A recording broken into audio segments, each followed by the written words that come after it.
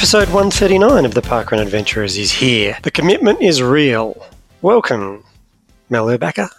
The commitment is real. The commitment is real because my challenge tonight is to keep you awake, Mel, because in our preamble that we do before recording, you have struggled to stay awake. Now, I'm not sure if that's a reflection on our general banter off the podcast or if you've just had a really late night. Well, I've had a couple of really late nights actually working on something a little bit special.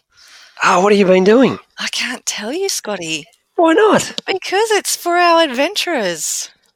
Oh, but I already know. Well, we can't tell people yet, can we? Well, why not? Well, there's a few boxes we need to tick. But this year, so in previous years of us doing the podcast, we've tried to give you a Christmas present, and that's in the way of our last episode of the year. We've tried to make it a bit longer. We've tried to bring some Christmas cheer to our listeners. This year, we've got physical gifts to give that you'll have to pay for. But yeah, it's like buy your own Christmas present. Yeah. On the Parkrun Adventurers. Yeah, so we're hopefully going to announce it next week. As I said, got to tick a few boxes, got to make sure some things line up. But we're both super excited. It's another one of our great ideas. It's not the hotline. It's better than that. It's not the poem zone. It's a lot better than that. You know what, Scotty? It might have to get announced middle of the week between podcasts. Oh, so how do we do that? Pay attention to the Facebook page. So there you go. There's something exciting off the bat. In episode 139 of the Parkrun Adventurers, we're chatting to the guys from Running Challenge. We had a great chat to them already. It was a nice and long one. So we really did a deep dive on all things running challenges. We're going to reveal the results from the perlustration. We're going to draw the winner of the TomTom watch, and we're going to figure out a way to give away a Scent of Fear. 6 books, yeah, we might do that live because we haven't talked about that yet. No, we haven't. But before we do all that, let's find out what Mel Urbacher got up to on Parkrun Day this week. Did she survive? She's here. We can hear her. Was it a fun morning? I am pleased to announce, Scotty, that I appear to have broken the streak of misadventures with my parkrun last weekend. I was very tense the whole morning. You know, Adam did swerve to avoid a pigeon on the way there. He missed it. No damage to pigeon or car, which is great. And everything seemed to go well. I was super paranoid. I was thinking, it's okay if something goes wrong. This is the toughest parkrun in Australia. What happens if somebody has a cardiac arrest? It's okay. I've done my first aid training just recently. I was on the stopwatch at the finish line with a wonderful woman named Tracy, who's also actually a nurse. So if you're going to be at the finish line of any event and, you know, there's the potential there that somebody might have a heart attack, then that's pretty much a really great place to be. So I thought, okay, I feel confident and comfortable about that. That's that base covered. Not that the event team don't already have all these contingency plans in place for emergencies and their response and that sort of thing anyway, but it's just, you know, brain was ticking into overdrive for all the things that could go wrong. As I said, happy to report misadventure streak has been broken. You know what I put it down to? Not believing in superstition? No, my fabulous costume, because it was their 3rd anniversary and it was a super theme, and I decided late Friday night after several hours of procrastinating that at about 8:30 I should probably make myself a costume, and I decided to go as Volunteer Girl because there is no greater hero than Volunteer Girl, which involved, you know, purple and fluoro orange matching cape and mask and boot covers. I made my own boot covers, Scotty, like knee-high purple vinyl boot covers. Never done it before. Absolute 100% success, and now I know how to do it. I'm going to make boot covers in all the colours. Yeah. You're in a very creative zone at the moment, aren't you? Oh, I am. I'm just nailing it, usually in the wee hours of the morning. There was on Friday night either, so that's my new streak, is staying to be creative. I've been getting messages from you from at 2 a.m. in the morning. That does factor in a bit of the time difference we've got at the moment. So You're a hard taskmaster. I'm going to blame Am I? you. Yeah. That's great news. That's great news. Would it fit me? Because I'm going to an anniversary this coming parkrun day. I don't And know. I found out that it's actions and heroes, superheroes theme. Well, I mean, I could chuck it in the post for you. The mask and the cape will fit you. I don't know. Do you fit into a size 5/6 women's boot? You know the answer They to do that. have zips down the side. You might just have to be a little bit tiptoe in there. They might not Okay, go well, around yeah. your calves either. You do have magnificent calves. They do. Well, my most attractive feature is my ankles. Might have to put my thinking cap on to come up with another idea for my anniversary. But I'm glad. I'm glad you survived Yes, well, thank you. your parkrun day. That's great. Do you want to know what I did? Yeah, tell me. I was at home at Westerfolds, Yeah. which was great. I'll tell you what we did. It was a little bit more exciting than a regular parkrun day because we had Amanda Smith, who's the presenter of Radio National's Life Matters, visiting us. They're going to do a little bit of a story on parkrun. Cool. And so we invited her out to Westerfolds to have a chat to some of our runners, tell some stories, grab some atmosphere, and I think she enjoyed the morning. So she's not a parkrunner. Did she participate in the event? No, she didn't. So she headed off with the tail walker. So she got to experience parkrun in situ as it was really happening. But then she ducked back and waited for everyone to finish. So it was a bit exciting to have a real proper radio person at parkrun. She had a big fancy microphone and a big tape thing, and Awesome. yeah, it's always something a little bit out of the ordinary. And so the program is called Life Matters. Are you sure it's not Life Matters? Isn't that what I said? Well, it depends on what you put the inflection on, whether Okay. or not it's life matters as in life is important, or Yep. life matters as in things in life. Well, small confession, I've never listened, Okay. but I will be. So I'll have an answer for you on that next week, or maybe our listeners can let us know. Awesome. If they've listened. Yep. But let's crack on, Mel, because we got a lot. We got the Andy and Laura coming up, and then we've got the perlustration reveal, which is always fun. So much to get through. Super excited, just like we were at the start of the week when we shared our top 3 things to be excited about.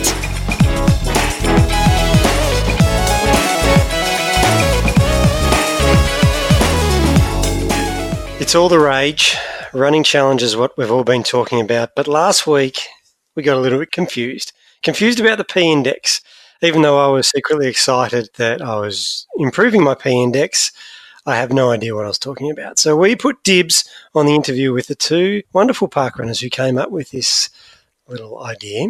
And it's time to have a chat to Laura and Andy. Welcome to the Parkrun Adventurers. Hello. So running challenges, it's all the rage. Can we start there? Are you surprised with how popular it's been? Because I'm sure you're going to tell us that it was just an idea that you had in the back of your mind and it's just blown up? Or did you meticulously plan this takeover of the parkrun world? I think the former is very much the camp that we've been in, and we've been amazed at how many people have given us so much kudos and love for the extension. It was kind of originally born out of just a little bit of fun, and to have so many people install it has been kind of crazy. And it wasn't long before people from Australia were emailing us about the fact that it didn't do their set of challenges. So we've had interest from all around the world practically from the start, really. Yeah, and it started because of the UK tourist group, which is why a lot of the tourist challenges are very UK based, like the Ponties and the Compass Club and things like that. That's very cool. So I know in Australia we've been having conversations for years, even just among like the event directors, about whether or not there could be badges added to people's profiles and things like that to show different achievements along the way. And so obviously you guys have had that idea and run with it. How did that all come about? I know you mentioned that with the tourism group, you know, was it a group thing where people sort of said, wouldn't it be good if this? And then you guys went, well, actually, we know how to do that technically, so maybe we could make that happen. Talk us through it, because I still don't really understand how it works. So I think the short answer is we just launched it onto the rest of the group and say, we've done this. What do you think? The slightly longer answer is that Laura joined the UK Parkrun Tourist group probably in March, about the time, just not long before we did this, actually. And she was scrolling through on Facebook one morning saying, oh, look, they've done a poll of all of the challenges that people are doing. Some of these sound really fun. And I think that's when you first heard about the alphabet challenge. Yeah, I was looking at the alphabet challenge, so I started going through in my head mentally, like which ones I'd done, and I mentioned it, and then Andy went off and wrote a script to scrape it from my single page and just said, "Oh, here you go. Here's a list of all the ones you've done." I was like, "Oh, that's kind of cool," and that makes it easier because I think the people in the tourist group have got all kinds of manner of spreadsheets and posters that they tick them off on.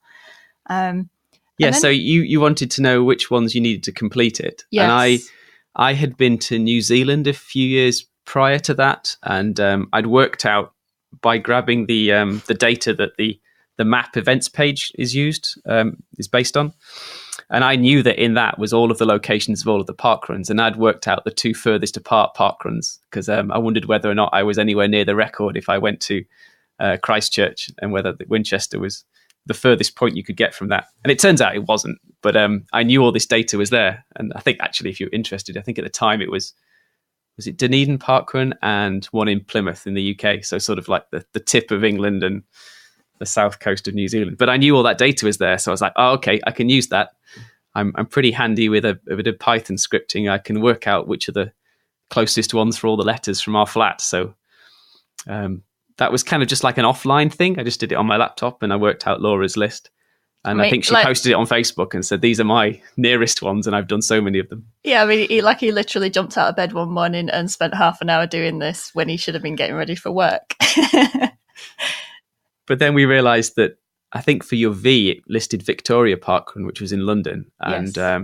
That hadn't started yet. So already there was like 2 errors on it because it didn't know whether the parkrun was active or not. So we had to think a bit more about what things worked and what things didn't. And then we had about a week off work in like the end of February, beginning of March, and we just decided to spend a bit of time on it. And Andy came up with the idea of making it an extension because if you wanted to do it as a website, you'd have to grab all the data from Parkrun. And the downside of that is obviously that Parkrun might not be so impressed.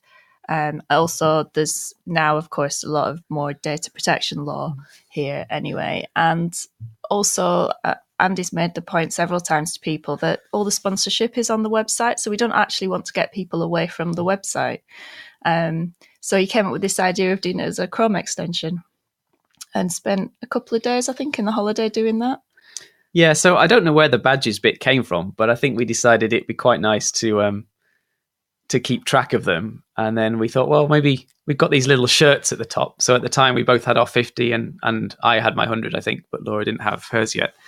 And we thought, we could stick some more things up here. So the first set of things to appear were the green badges for the running challenges. And that's when we went back and had a quick look at the Facebook group and said, well, what kind of challenges are people doing? And we picked a few that you could easily get the data for. So it was things like if their first letter matches, because that's in the list, where they are, that's in the list.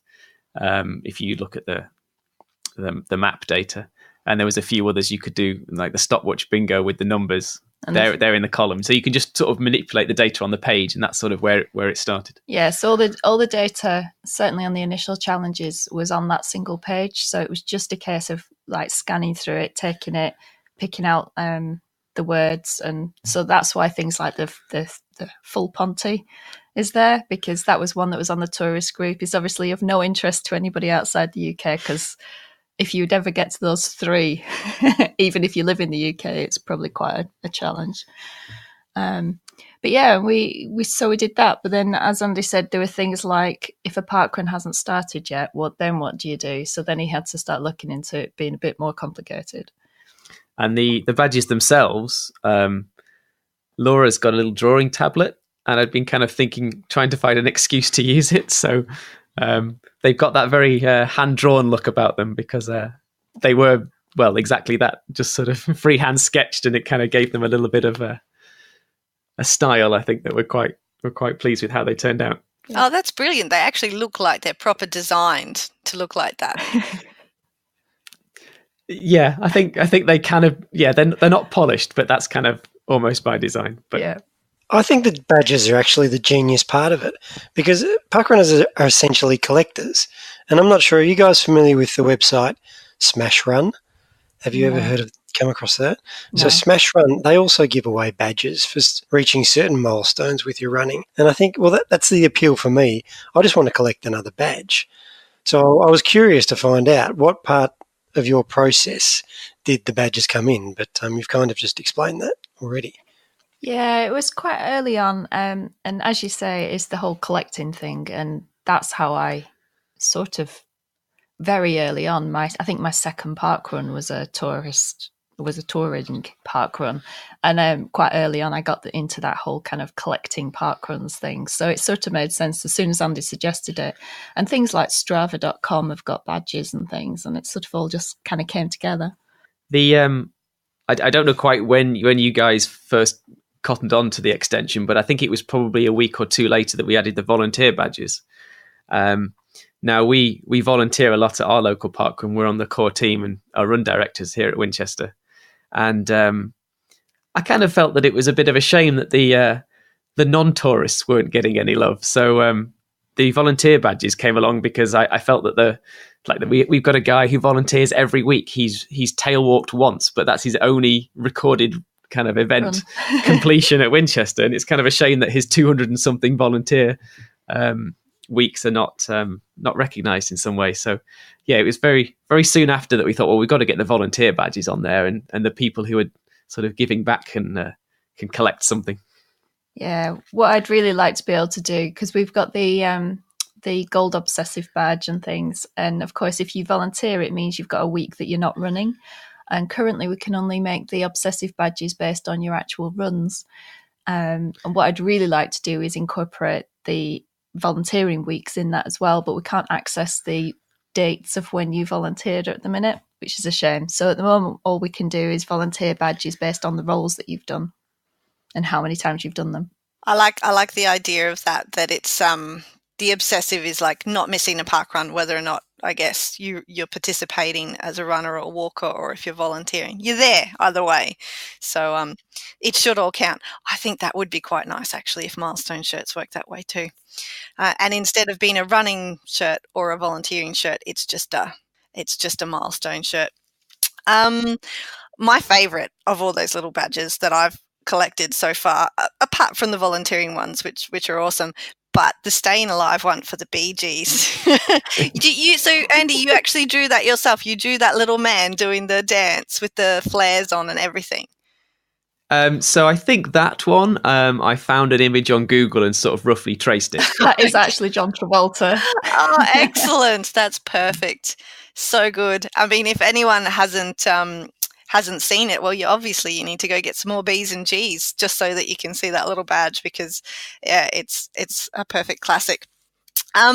So you went to the tourism group to look at the kinds of things that people were looking at collecting. Have there been any challenges that have been proposed that have like completely done your heads in when you're trying to think, well, can we manipulate the data to actually extract that? So I think it's a rare week when somebody hasn't emailed in to say, I love your extension, but I've just come up with this extra challenge. Maybe you could consider it. And there's only so many hours in the day and only so many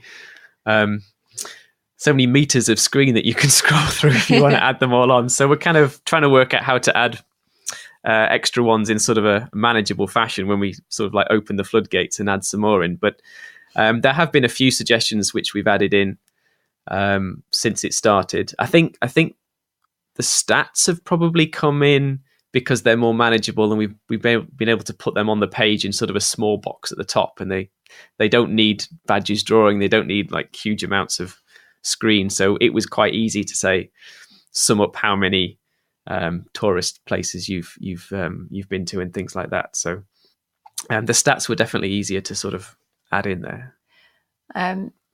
We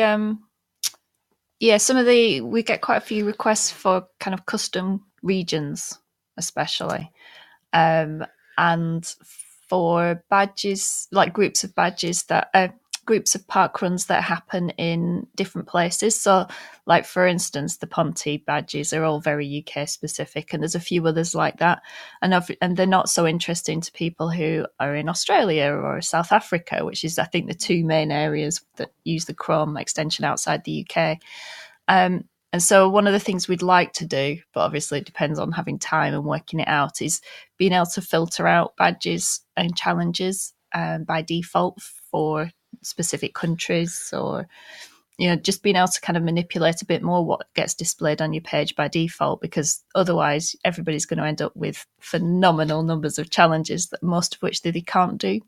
And I think probably the key to, or maybe the halfway house to doing that, is to enable people to come up with their own groups, and it's just a private list, because a lot of people are keeping track of how much they've done in the old ceremonial county of Yorkshire or something like that, which is impossible to work out from the list of parkrun names, because whether or not it gets included in a geographical region depends on like which dates you're counting that geographical region for.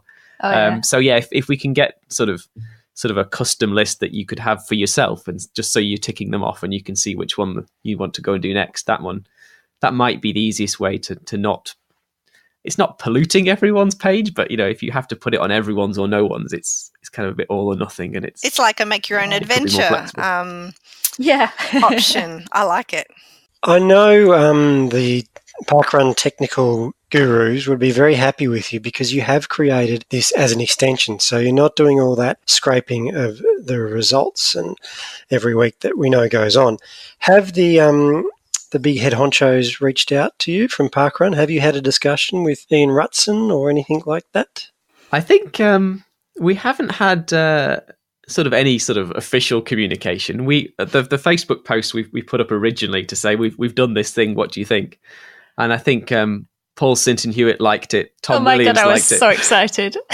So I think there's kind of been some not explicit, but just kind of they've sort of ticked a box, and we kind of felt it was kind of happy to let it slide if that's what they were doing or whatever. Yeah. And then I think there was a tweet by Tom Williams again, basically saying that he was doing one of the challenges, or he was having a competition with somebody else to complete the stopwatch challenge or something. So they seemed to just accept it as a thing, and it just suddenly became a thing that everybody knew about and was kind of expected to know about. And then I don't know if you know if you would have seen the communication, but in the Parkrun UK newsletter a few weeks ago, they basically did a Compass Club list. And I know it's not your Compass Club, but it was a Compass Club either. And it wasn't ours either. It was sort of some halfway house of it had to begin with west or east, which is not quite our rule either. So it's sort of pervaded everyone now. It's in official communications, although it's not really been officially acknowledged, I guess. Yeah. Endorsed on social media. I mean, come on, that's the highest level of endorsement, isn't it, really? It is very cool when you see people on Twitter share screenshots of the badges. Well, we'll have to start doing that. I mean, I think it's probably, of all the topics that we keep coming back to, there's just so many different challenges and things like that in there that you could have conversations about, and especially for parkrun adventurers who love traveling around, and as Scotty mentioned, collecting things, it's just opened up a whole new world of, oh, I didn't know that existed, I would like to start chasing that down, sort of thing. So how do you know how many people have downloaded and installed it? So the Chrome and now the Firefox web stores do give you as an admin some insight into how many installs there have been in total and how many uninstalls, which is sort of an interesting number in and of itself. They also give you a number to say like active weekly users, and we're not quite sure what the difference between the two is, but we know that about 6,000 people have installed the Chrome extension over the years, and we think there's probably about 5,500 or something active installs, which I think just means Chrome has been used and it's checked for updates for the plugin. But sort of those 6,000, which is an amazing number to be quite honest, just under 80% of them are in the UK, because it will split it down by region for you as well. 14% of them were in Australia and 6% in South Africa. So that's sort of our global reach at the moment.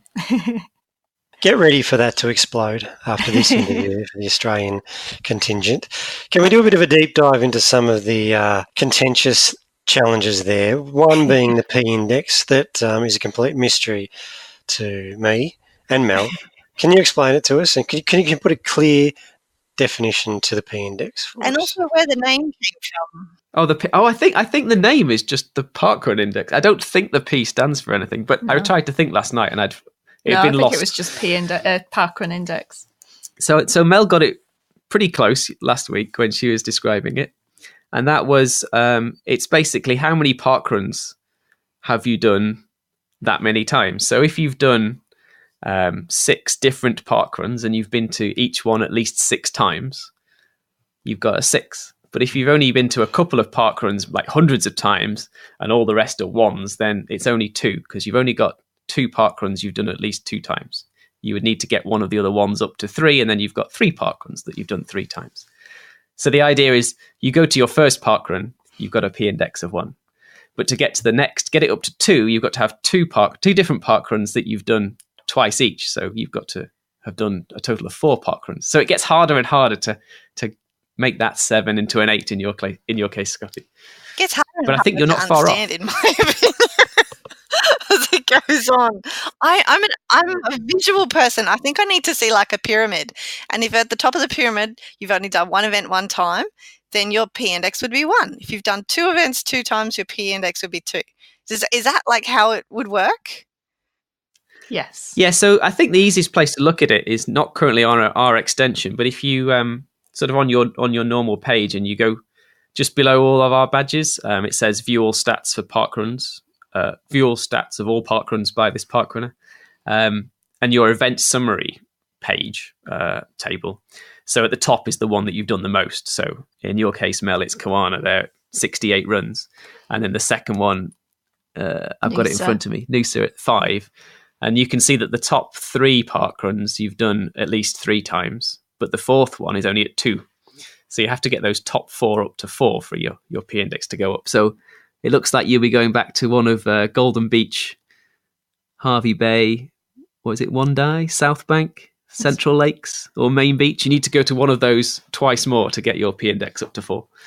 Well, I need to go to 4 of them twice more, don't I? No, because the top ones you've already done more than 4 times. So, So. yeah. Okay.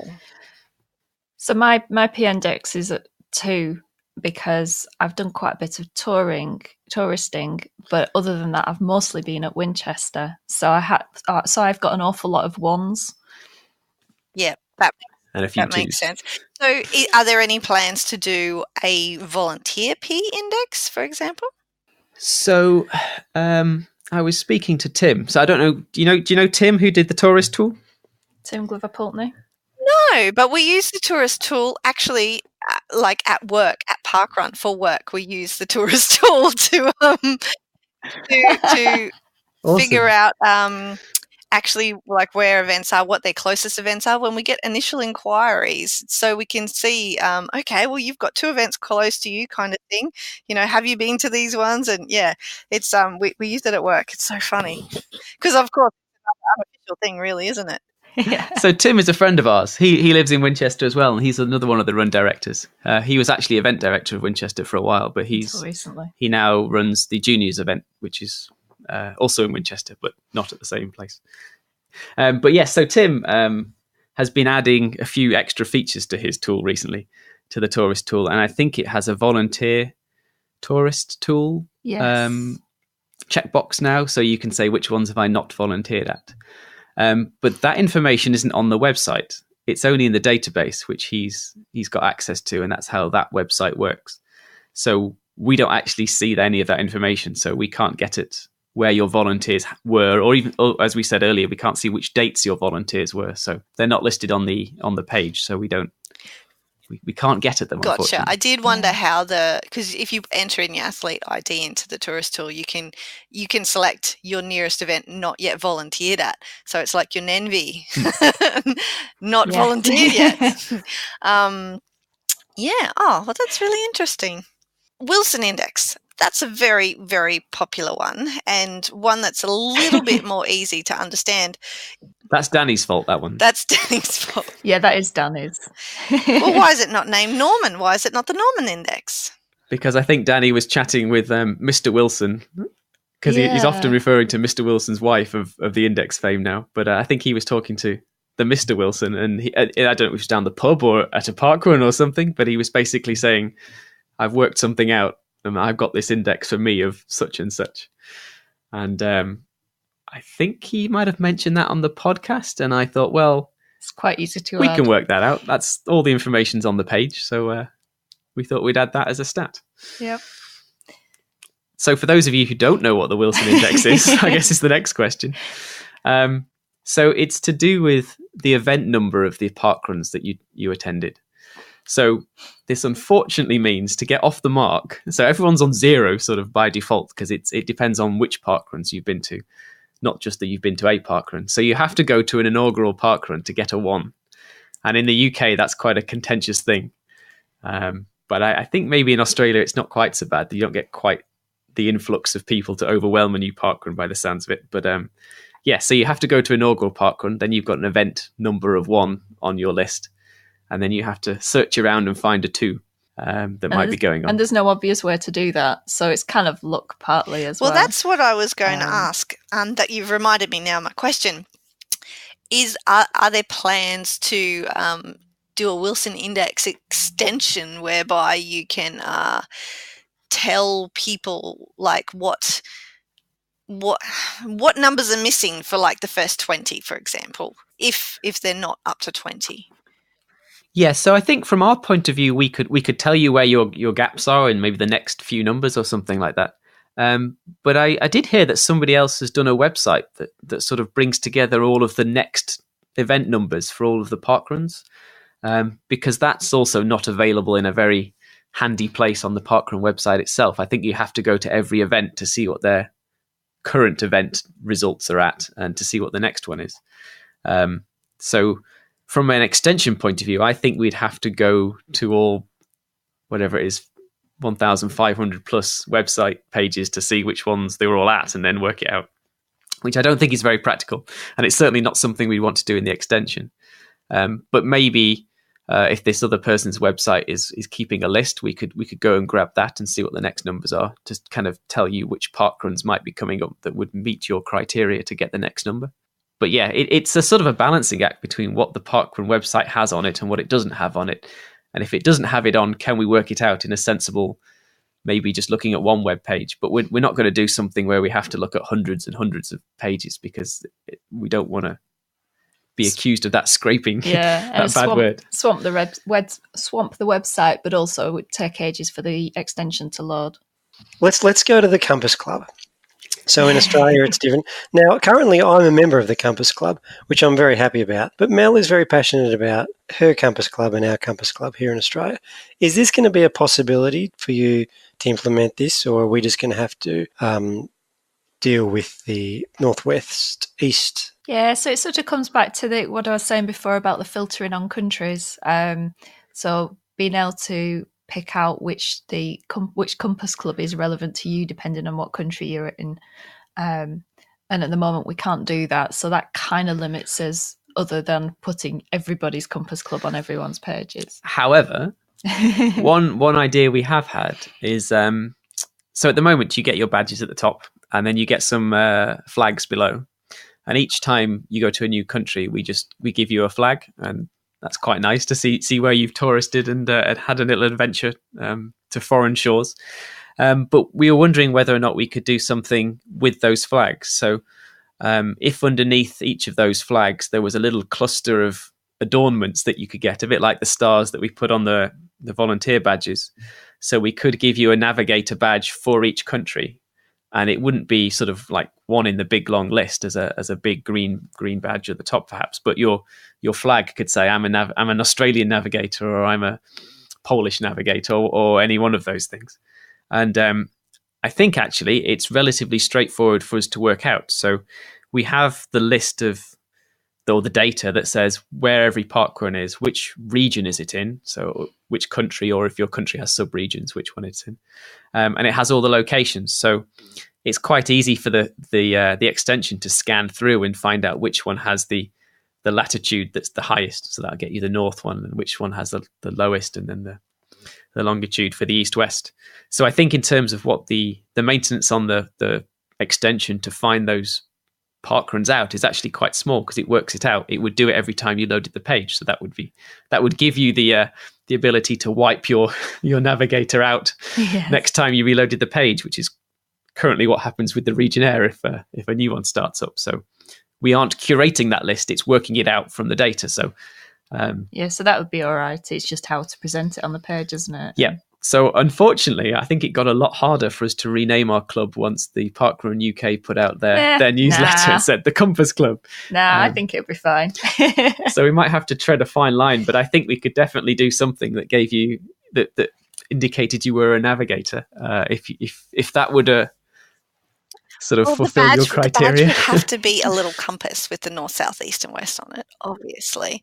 But I would then know that I've made it in the parkrun world if I had a Compass Club badge on the Chrome extension. That's, I think I could almost retire from parkrun happy if that were the legacy. You just have to remember to take a quick screenshot in case anything changes. Well, that's the next thing, week. yeah. Is there a way to just, because this is something that we've added as an addendum to our rule after so many people had so many compass points wiped out, that in Australia, if you qualify as a navigator in the Compass Club, you would have those 4 events set in stone for you. You become a navigator. You don't have to keep chasing them to maintain the status as such. You just become a navigator because at one point in time, it can be frozen. You achieve that status and you don't get stripped of your badge just because somebody launches another event for another community that really needs one. I guess that's sort of more a difficult thing. In principle, there's no reason why you couldn't carry on saying that you were a navigator in this context, but the Chrome extension can't retain that information because it's doing it based on what's on your page. So it's currently what as I said a few moments ago, if you refresh the page, it calculates them all again. So if you haven't done the brand new parkrun that's just started down the road and you suddenly lost your Queensland entire region, then it doesn't know that you had it last week, if you see what I mean. So the extension has all of its data within the browser. It's not like we have a log on to a website and a server in the back end that's calculated your progress throughout the years and has said, oh, you gained this badge then and then you lost it and then you regained it. So I think that's probably far more work than we want to be sort of involved with, sort of maintaining that. But the nice thing about the extension is it's all there. It's just in your browser. It loads it. It works it out. But at the same time, that means that things like your Compass Club and the Regionaires can change and drift from week to week, and people can be annoyed about that. Yeah, and that's one of the biggest questions we get is people who've say they've gone to France and they've done a parkrun in France, and then the France parkrun has shut, and they had a French flag and now they don't, or they never, they expected to have a French flag and they don't have it on their page. And Andy has spent many hours trying to work out how to do this sort of retrospectively based on your list of parkruns done, but the list doesn't necessarily show you which country it was in, and he's still kind of looking at it, but it's not that easy to capture that information without storing it, and we don't want to start storing data. You guys obviously love parkrun. Can we hear a little bit about your parkrun story? I mean, tell us about Winchester and tell us about what you guys love about parkrun so far. I started parkrun January 2015. Andy's checked some stats for us first. Because I heard Paul Sinton Hewitt interviewed the summer before on the radio, and I thought that sounded kind of interesting, but it didn't motivate me at that point. But then I heard another article about it on the radio in the Christmas, I think, and mentioned it to my friend, and she said she'd been, so I was like, oh, okay. So I went 1 week in the beginning of January, and then somehow I think I was supposed to be going to my friend's house, and she said, "Oh, we've got a parkrun here." And so after that, I then started this whole collecting parkruns thing, and I happened to be going to North Carolina on holiday a few weeks later, so I found the one there and went to that one. And at the time, when we were in North Carolina, we met a guy from Stockport in the UK who had been on business in Atlanta and had driven 8 hours overnight just to get to the parkrun that we were running in North Carolina, to do the parkrun, then turn around and then go back to Atlanta to catch his flight home. And at the time I was like, oh, that's crazy. Why would anybody do that? And then later, about 2 months later, I was going to Sicily with my parents and discovered they'd just started a parkrun there in Palermo. And I went to great lengths to organise for the three of us to go and stay up in Palermo overnight on the Friday night so that we could do that, so that I could do the parkrun on Saturday morning. And I think at that point I kind of accepted that I was maybe a bit hooked on it. There wasn't even a badge. You just doing it because you can't go to Italy and not do a parkrun. And seriously, like who are those people that do that? Well, you met Danny there, didn't you? Yeah, and that's where I met Danny, actually. He was at that same Sicily parkrun. And I started a little before that, like a whole month or two, in November 2014. And I hadn't been badgered for a while, but a few people at work were kind of saying, "Oh, you should come. You do some cycling. Why don't you give running a go?" Because I'd never run before I started doing parkrun. I've done mountain biking quite a bit and done some long treks on that. But they were saying, "Oh, why don't you come along?" And I was like, "Nah, don't fancy that." And then I happened to be up. It's this time of year. It's there's an event called Kendal Mountain Festival up in the Lake District in the UK, and they have lots of talks about climbing and being in the outdoors, skiing, that kind of thing. And I snowboarded. I do snowboard, and so I was kind of interested to see what was there. But I was mainly going up with my friends who were going up, and running was not on the agenda. But we were staying at my friends Anna and Gav's house, and Anna was like, "Anyone want to do parkrun in the morning?" And I was like, "Well, I haven't got any sessions planned to go to this little festival, so I'll come along, but I don't have any shoes. I've just got these sort of like fashion trainers, and I haven't got any shorts."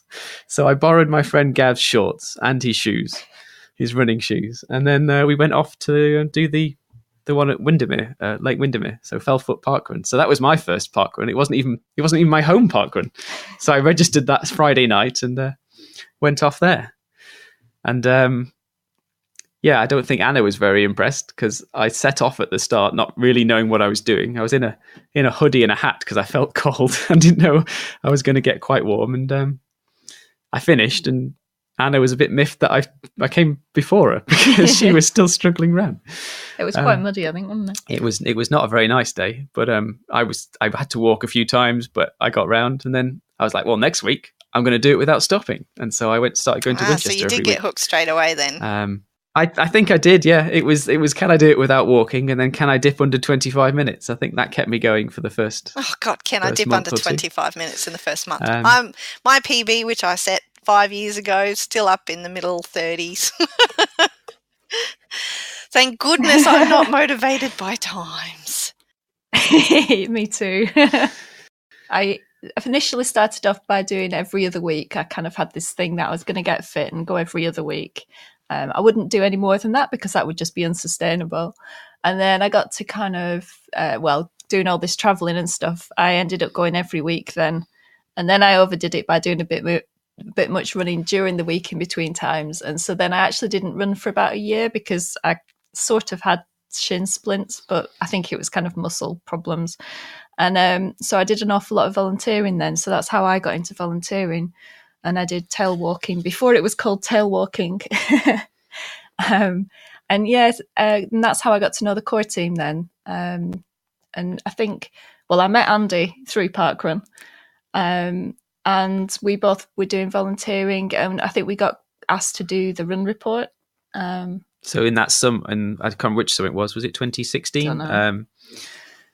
Our volunteer coordinator at Winchester said, "I hear you've done some writing before, or you might do some writing at work." So Tim had sort of scouted us out, I think, because he was event director at the time, and he said, give them a go. So Laura and I sort of alternated week by week writing the run report. So we definitely got most of the way towards our 25 purple t-shirt via doing the run report. But then we sort of got onto the main core team, and it wasn't long before I was asked if I fancied doing a bit of run directing. So I did that first, and then we sort of started doing it as a pair then, because it can get quite busy on a morning. It's quite nice to have a sort of a two-hander with a separate pair of hands. So yeah, we've done a lot of volunteering since. Awesome. We love to hear people falling in love with parkrun, and then of course falling in love with volunteering, because I think the two definitely go hand in hand. You've created this amazing Chrome extension with all the badges. I mean, a little bit out of interest for yourselves to see where you're at with certain things, but has it motivated each of you to do different things and to go different places in pursuit of the challenges that, have been created there? So I think, well, it's probably true of any parkrun adventure, is you go on holiday and you work out where the next one is. I think at the moment we haven't been to as many far away, but we've kind of done them in our local county. It was definitely before the badges, but I went to New Zealand in 2016 in December, and basically my route through the country in my little camper van was dictated by where the parkruns were. I had 3 weeks and nothing really planned to do. So I said, well, I've got 2 Saturdays and I've got all of these extra days. So at the time there were 10 parkruns. So I ended up freedom running the other 8 and running 2 official on the Saturday. So at the time I'd run all of the courses of the parkruns in New Zealand, which was kind of fun. And that's not even a challenge. And that wasn't even one of there was no extension then. But I think at the moment Laura's trying to get her P index up, so we've been repeating a few. Yeah. And we'll probably go a bit further afield when we can. But and we went to Jersey earlier this year so we could get our J for the alphabet. Yeah, that was definitely extension related. Yeah. Though apparently there's another J somewhere on the mainland UK now. So all those people who had to go to Jersey are now going to miss out on the delights of the island of Jersey, because they're just going to, I think it's near London or something, but it's not going to be as fun, that is it? It's like the Tasmanian trip. Yes. Well, that's just for the lazy alphabetiers if they don't want to head to the further distances. But the new J might be a little gem as well. I'm going to thank you both on behalf of all of the parkrun adventurers in Australia and the world for creating this Chrome extension. It has just blown the minds of so many people, and I know, you just send the link and it's like, oh, hey, have you looked up your thing through this? You should do it. And I just know so many parkrunners who are just like, oh my God. And then I'll get texts or phone calls late at night going, hey, what are you up to on this kind of thing, where somebody has sat down after dinner and they're just reviewing where their whole family is at. I wish there was a Chrome extension that could suck all my hashtags that I use for my son when I do activities with my son, because that way I would know where he's been and done all those sorts of things. I'm not quite to the level yet of doing it manually. Maybe one day, but I think I'll just wait until he registers. And thank you both very much for joining us on the podcast this week and letting us pick your brains and understand things such as the P index. I don't know if we made it more clear or less clear, but well, thank you very much. Scotty is claiming to understand it better now. So I get it now. I think I get it. Yeah. All right. Next week, I'm going to ask you to explain it to somebody new and see if it makes any sense then. Yeah, I probably would have forgotten by next week, but it's crystal clear right now. So thanks very much for coming on the pod this week, guys. It was awesome. Thank you for having us. And thanks to everyone for being so enthusiastic and for all the emails.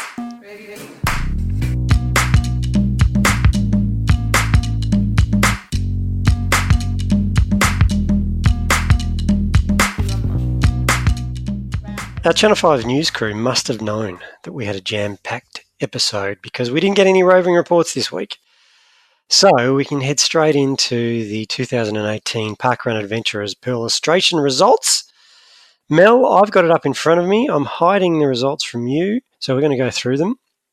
This is something we do every year, and you and I, we like it. We like to find out what our listeners think of us Well, and where they're from. it comes with its certain level of trepidation when we send it out. Do we click that button and really put our egos on the line? But we decided that we've survived the last couple of years. So year 3, we can do this. So the first question we asked this year was, where is your home park run? This is something that we've done every year. And remember a few episodes back, I made that comment about the black hole of our audience. Of our listenership. Mm-hmm. Yeah. I don't know what I was thinking. And I corrected it the week later when I looked at the download figures. And I've been proven wrong once again. Because while they're not our most prolific state for listeners, New South Wales comes in second with 24%. Ooh, go New South Wales.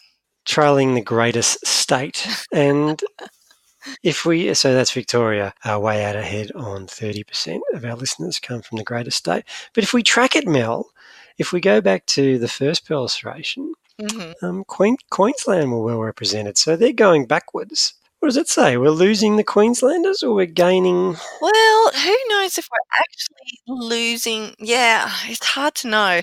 We might be maintaining the Queenslanders and then just, coming up strong with, because we did do a bit of a concerted focus on New South Wales for a little while there because we felt like we were neglecting them. And maybe that's why they weren't listening a long time ago, which is probably where this black hole idea originated from for you. And you just hadn't updated your info, I guess, over time. But also, how are we doing internationally? Yeah, the internationals are growing. So we're sitting on 11.5%. Wow. Yeah, if we go back to 1, it was much lower. These are the listeners who've completed the perlustration. So that doesn't necessarily mean that there aren't. It doesn't, but I think it's a good snapshot. We're using it as a accurate sample size. Okay, fair enough. Yep. We have a very experienced bunch of park runners, which I'm not surprised because if you invested enough in a parkrun podcast, then you've obviously done a few, and that's true. So over 50% of our park runners have done at least 100 park runs. 10% have got their green 250 shirt. Ooh. Which is an impressive figure. We don't have anybody who's listening to the podcast who's never been to a park run. So your mum and my mum, I guess, they've been to volunteer as such. Oh, well, maybe they didn't fill it out. That hurts. Or maybe they were just too embarrassed to answer. Could you? No, did anybody skip? Could you skip this question? Nobody skipped this question. Okay, cool. There you go. Question 3. This is the one we're really interested in. And this is the one that we'll probably overanalyze more than I should. Anyway, and this is where we ask you to rate our segments, our so-called segments. And this year we included our banter, which we do every year, the hotline, the roving reports, our guest interviews, and the madness quiz, because I wanted to get a feel of the room on how the madness quiz is being received, because, Mel, you and I love it. We love doing it.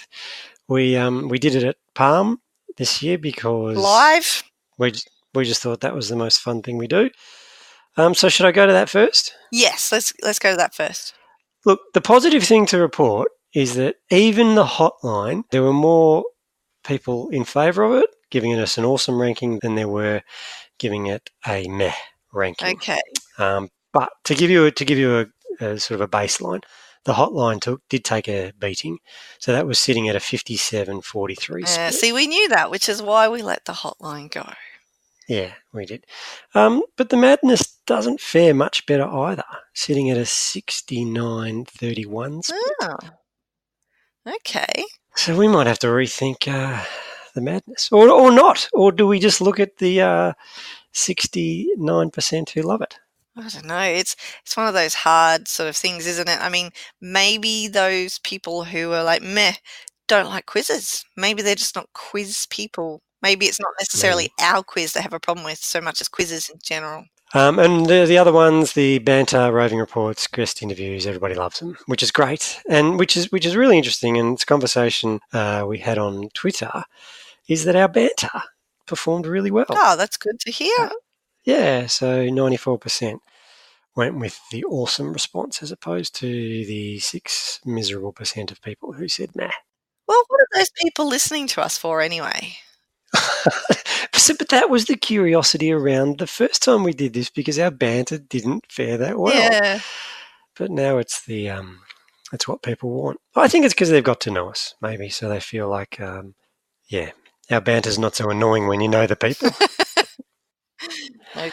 The next question we asked was, do we want to see any of the segments return? And we asked about Club Corner, the ED interviews. I hopefully included the Poem Zone. And the other one we added in there was the news. But didn't we also have like a random one where people could tell us something else that they wanted to come back? Yep. Yeah, okay. I'm getting to that. Oh, okay. I'm getting to that. Sorry. Yep. So positive response for the ED interviews. So 73% of people want to see them coming back. So it's a fair chance we'll probably be slipping them In more back into the rotation next Cool. year. Yep. The Poem Zone. This was a favourite of yours. How did that one go? Well, it was only a favourite because I love the name, the Poem Zone. And the jingle. Oh, You do love the Should we jingle. play it again? No. 11%. Wanted it to come back, and then everybody else was like, "Nah, okay." Yeah, no. And so the others not much better. Club Corner was just sitting below 50. The news was just above 52. So we might have to have a think about bringing the news back, Mel. That was your labour of love. So. Focusing on the word labour in that sentence. It was good fun. It was just one of those things that kind of fell by the wayside as time became more limited.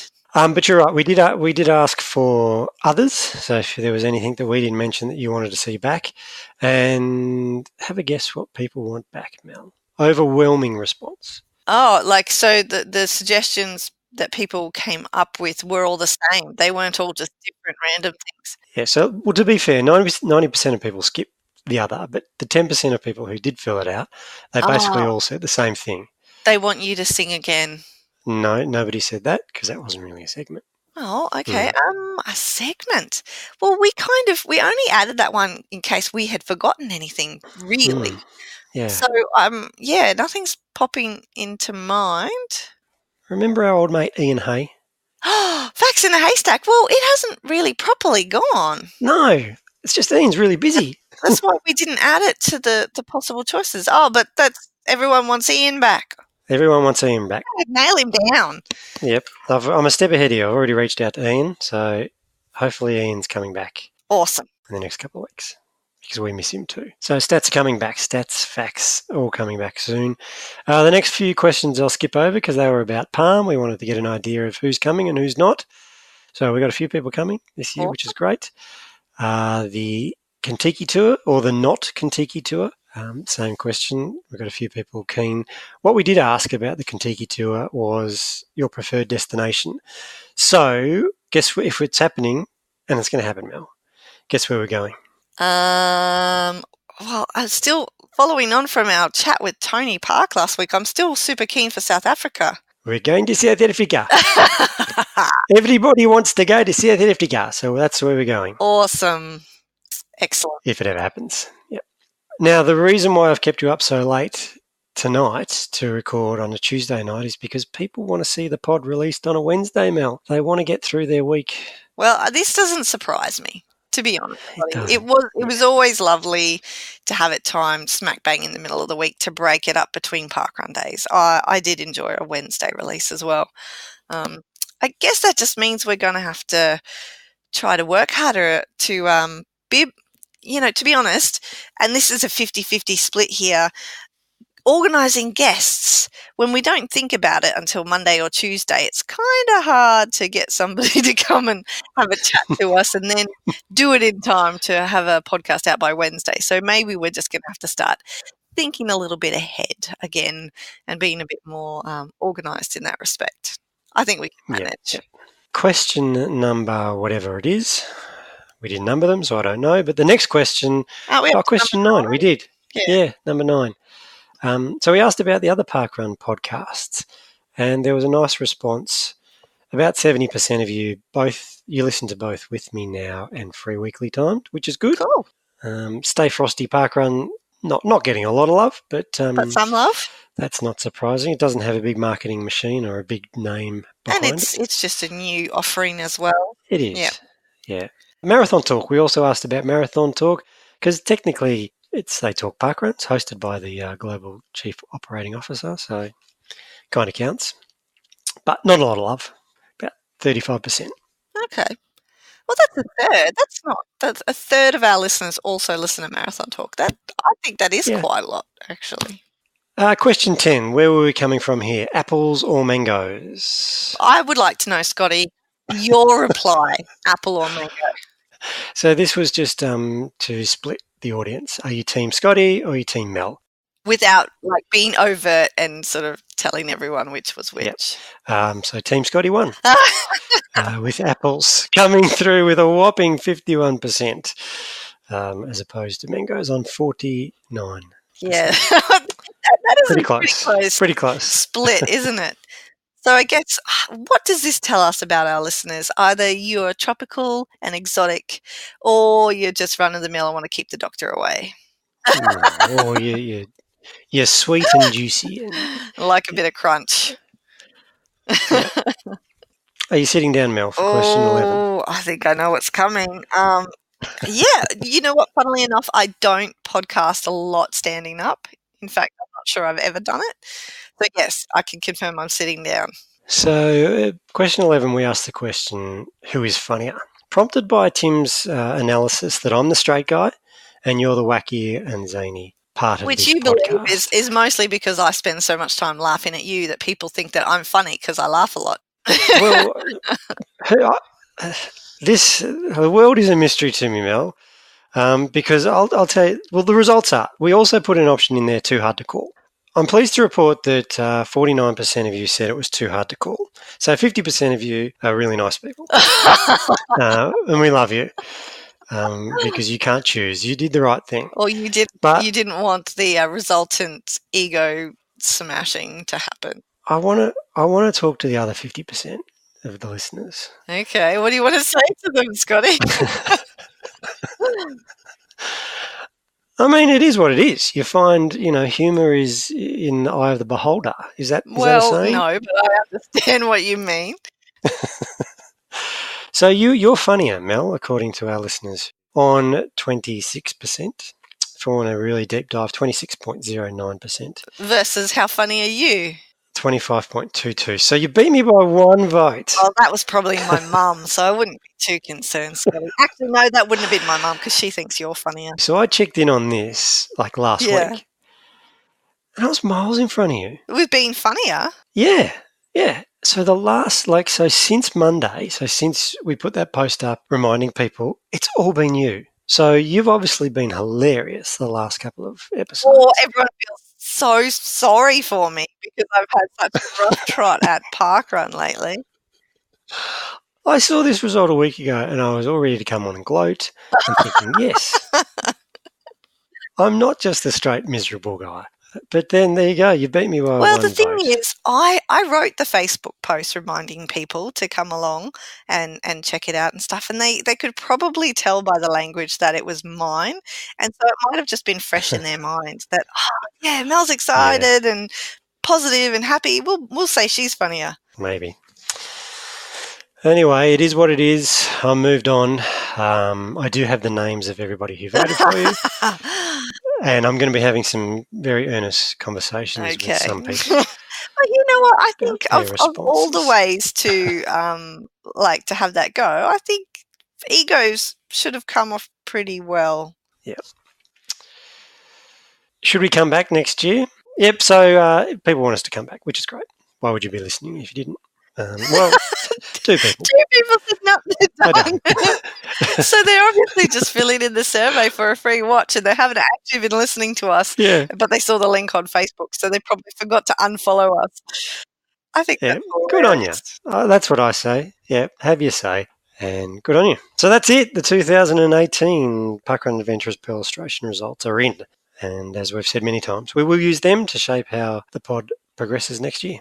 Basically, ED interviews are coming back, and we're going to see a certificate. And I'm going to try and be funnier.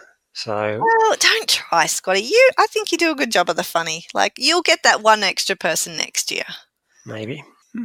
But we did have the watch, thanks to TomTom, no longer a partner of Parkrun Australia, but still friends of the Parkrun Adventurers podcast. So they've given us a watch. And in all fairness, I've set up a wheel, which I think we did last year. Didn't we get the boss to call it out last year? We sent him the link to the wheel. But, I think everybody trusts our integrity now that we could just do it ourselves. So here we go, spinning the wheel. And, okay, the winner is Emma Jackson. Congratulations, and thank you for filling in the perlustration, Emma. There we go. The studio audience was back for the drawing of the prize. And we love giving away stuff. So do we want to keep moving forward with the giveaways and try to figure out how we can distribute these wonderful books that have been donated? Absolutely. Can you think up of a crazy, wacky, zany way to do it, Bill? That's your territory. That's your domain. Well, there was nothing in the perlustration about crazy, wacky territory. See, my crazy, wacky, zany thing is like, just show up to a random park run and have the books and like throw them at random park runners walking past. But that's not going to work because those might not be our listeners. Well, I think we should take a page out of all the cheesy game shows, like the Cash Cow. I think that's a thing, the Cash Cow on one of the morning TV shows. I think you ring up and if you moo or something, I'm not sure. Okay, let's get people to send in a selfie challenge. Let's do selfie challenges because then the people have to be in the photo, and then but they have to be doing something maybe with a park dog because Centre Fear is all about people. The poaching teams, the anti-poaching teams that have the dogs that help. So maybe we need to get people to send in selfies with a park dog that's not their own. Oh, Mel, you always take it to that next level. Just a photo with a dog. Presumably, it's not that difficult. I mean, if you do parkrun at an event where park dogs are not allowed, then you may have to go on a bit of an adventure this week. I think we need to keep this time limited, so they have to do it this weekend. We did already put the call out telling people that if they want to know how to win the books, they have to listen in this week. So they've had to listen in a whole hour. If you're just here for the book, sorry that last hour and a bit. So, and you think I'm making it too difficult? You just think it needs to be a park dog? Yep, a park dog. The wacky and zany photo will be the winner. It'll be judged by us. So it's not just you just have to submit a photo. It has to be wacky and zany. All right. And so we're happy for them to do this on Instagram or Twitter. And we need to create a hashtag that is, or maybe they need to do Centre Fear as one of the hashtags. Or maybe they need to do 2 hashtags. I don't know. How does this work, Scotty? Because we're going to have to collate all the things without missing it. And then from all the people that send the stuff in, we're not going to judge. We're just going to use those names to do another wheel decide, won't we? No, that's what I'm saying. We have to, we're the judges. So the wackier and the zanier you are, the better the chance you have of winning a book. If you just send us a photo of you standing next to a dog, unless we have less than 6 entries, you're not going to win a book. I'm a bit concerned about we've got some pretty wacky and zany adventurers, and we don't want to put any dogs at risk. Well, no, if the dog looks in distress, you're not going to win a book. And if we get that's automatic disqualification, and we may have to report you to the RSPCA. So yeah, just tag us on the socials, all the socials: Instagram, the Twitters, the Facebooks, emails, LinkedIn. If you want to make sure that we definitely don't miss you, just email it as well to parkrunadventures@gmail.com. That's how you're going to win a book. Centre Fear. The first one's, I mean, you can't even buy the damn book, and we're giving it away. To be honest, I thought, I wonder how easily I could read one of these without like creasing the spine or the pages. Have you ever done that with a book? Is just sort of read it without opening the pages properly? Oh, okay. Because I do have a copy coming, but I could just potentially post it as one of the copies instead, but I'm not going to. I did skim through to find the references to Parkrun, and I was very excited. I can tell you all, Chapter 5. Hey, so no launches again this week, which is okay because we have got anniversaries galore. Where are they, Scotty? New South Wales leads us off with anniversaries at Cronulla, Foster and Kamay. Kamay or Kamay? Kamay. Okay, cool. And then we've got 4 to follow in Queensland, alphabetically, of course. We've got Miles, Minipie, North Harbour and Sandgate. And standing out like a shining light amongst all these is Sunbury from the greatest state in Victoria. Followed by another one from Queensland, just for good measure, Surfers Paradise. The beaches in New South Wales will be there next year. And WA getting a look in with your king. Busy weekend. Hey Mel, I'm going to one of those. I'm going to, well, I'll find out how to say it. Kamei or Kamei? What did I say? You said Kamei the first time. Kamei. And you think it's Kamei. Yeah. You know, I think you're right. When you say it, that sounds more right. That sounds more parkrun than parkrun. Yeah. Gotcha. Hey, so Scotty, we've got to do top 3 something or other. I think this is easy this week. Let's just go back into the running challenges and just give us the 3 things that you look for or the 3 things that you like about the running challenges, like your favourite. Our top 3 stats. Yeah, so when you look at it, like, do you go straight to the P index or do you go straight to see how you're travelling on the Cow Club, or what do you go for? What's your go-to stat? Okay, so I'm going. So I'm literally going to my stats so I can tell you. It's loading the geodata as we speak. This is all live and happening. Hey, did you know I'm on 148 runs? I'm only 2 away from my arbitrary milestone of 150. Do you know I'm on 99 volunteer roles? I'm only 1 away from an arbitrary 100 milestone. When are you volunteering your 100th? It'll be on Sunday at Juniors. Actually, no, it won't. I just dropped off the roster, so I'll have to wait another week. So next week. Are you volunteering next week? Oh, but you will be at Juniors. Yeah. Okay, well, if you guys are listening and you're going to be there, make a big deal out of it, because even though that's get a banner. Yeah, get a banner. Make Scotty run through one of those big paper things that he has to break when he absolutely he run directs. Yep. Go large. That's what it's all about. Pack of donuts. Okay, but we digress. What do I usually look for? Well, it's probably not correct to say that I usually check to see whether or not they've fixed the Compass Club yet. We've had that discussion. What do I look for? The top 3 things. While you think about it, Mel, should I give you mine? Yes, please do. Maybe the way you phrased it, the top 3 things that I look for. Like, I'm going to have my own take on it. But you go. Okay, well, I'm focused on stopwatch bingo at the moment because I'm just 2 off. Need 2 times. I need to be really a bit more focused on parkrun day about it. But I think there's something nice about the surprise that, like, one more number has disappeared off stopwatch bingo without me trying is my aim there. You're only 2 off. Well, I may not be as funny as you, but I am further ahead on the stopwatch bingo. Yeah, I need 30 and 48. Interesting. To get that badge. I'm also a fan of the longest tourism streak. Mine currently sits at 12. So that's a real effort you've got to get to. Longest tourism streak? What am I up to for that? Oh, I'm at 15. You got me there. My longest PB streak, I bet it's not as good as yours, though. Well, you'd be surprised. So there you go. Mine's 2. Oh, mine's 2 as well. Yep. We match. Good old PBs. And what's your third one? Sorry, I interrupted you.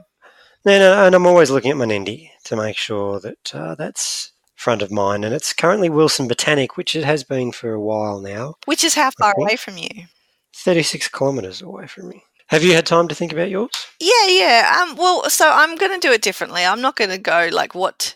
So if I use a Chrome extension, like if I'm checking in, basically I do just scroll down to see like my overall view of everything, to see how far away I am from all the stuff.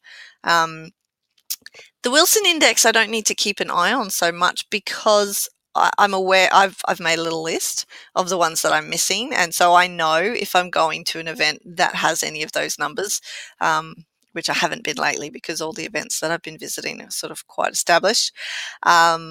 So basically I'm going to make it be the top 3 that I think are like the funnest most interesting ones. So I keep an eye on my tourist quotient, which, obviously the higher that is, the more you've been traveling around. The total distance traveled for me is bittersweet because it should be over 100,000 now, but it isn't because of my cancellation in Tasmania. So because that I traveled all that way, but it doesn't get added because I didn't run the event. Why'd you bring that up again, Mel? Oh, well, it takes time for people to move past traumatic experiences.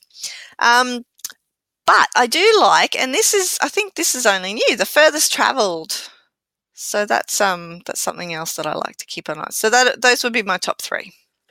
Now, 2 weeks ago, when we first introduced our top 3, we had the top 3 things on a to-do list that we think all park runners should do. And we did ask people to send us in their to-do lists.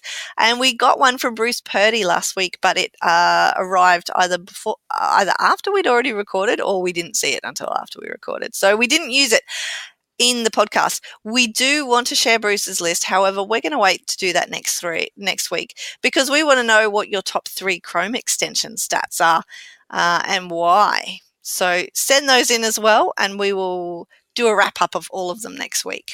Great idea, Mel. In the interest of keeping this short and sweet for episode 139, we've almost broken our record. Maybe. Not quite. Our Christmas episode last year was quite long. Are you getting excited about Christmas, Scotty?